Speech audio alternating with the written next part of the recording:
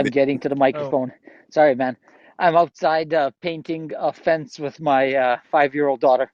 The question that I had for Dr. Dennis was how how to deal with complacency in the most efficient and effective way that doesn't demean the other person when we let them know that they are not operating at their highest standard and at their highest level of productivity and awareness.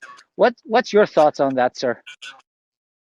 That's really a good one. I call it the north wind theory. Uh, People think that the wind blows from north to south, but it really is pulled to the south by a low pressure area. So what I try to do with my children and grandchildren and great grandchildren, I like to interview them, and I have to say the same thing that I recommended as a parent. I have to say, I've been watching you, and I'm astounded at the world class potential that I see in you.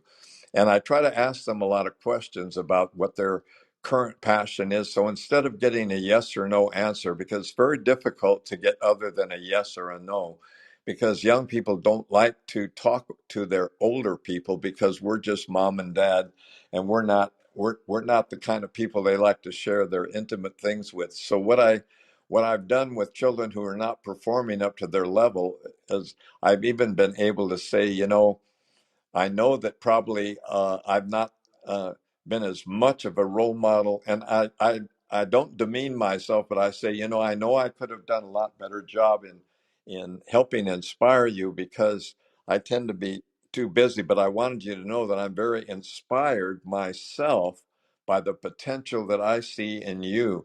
And then when they haven't performed well in school, instead of going up and realizing that their report card isn't bad, and they've expected me to criticize them for not getting A's, for example. But instead I said, you know, I've been to the school, and I found that gosh, you're not even operating nearly to your potential, and that's really good news. And so instead of I said, I know the example I've been setting. I've been watching a little bit too much television. I've been surfing the net a little bit too much, and I haven't spent as much time.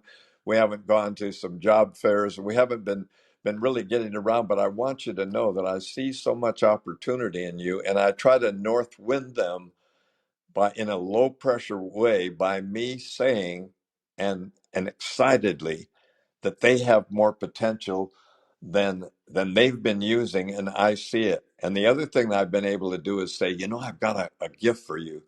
I said, I found a place that does natural gift testing, but it doesn't test you against other people. It shows you that you have 5 to 7 enormous talents, and I want you always to be able to play to your strengths, because I know you're looking for something you want to do with your life. So I use either the Ball Foundation in Chicago, BALL, or the Johnson O'Connor Foundation in New York that has natural gift testing. And I try to excite them to think that I'm going to give them a gift that's not as expensive as a video game, so that they can find out what their inherent talents are that they could use any way they want to. But I want to make sure that they have the uncut diamonds in their jewel box so they can cut and polish whatever diamonds they want to use.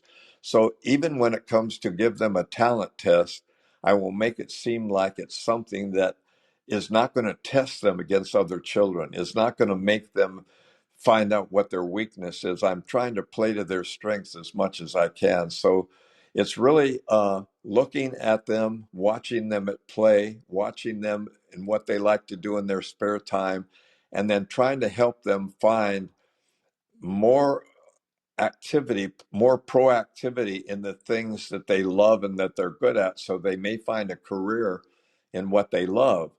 Instead of having to work for money, they can maybe work for their passion. I know that's not a real answer, but it's a way of talking to them in a way where I see more potential in you maybe than you do, because I've been able to watch you, and I'm so excited for your future that I wanted to tell you that I'll do everything I can to make our environment at home conducive to what I know. And I think if you find interest in what they're doing, no matter what it is, it's going to be amazing to you when they're older.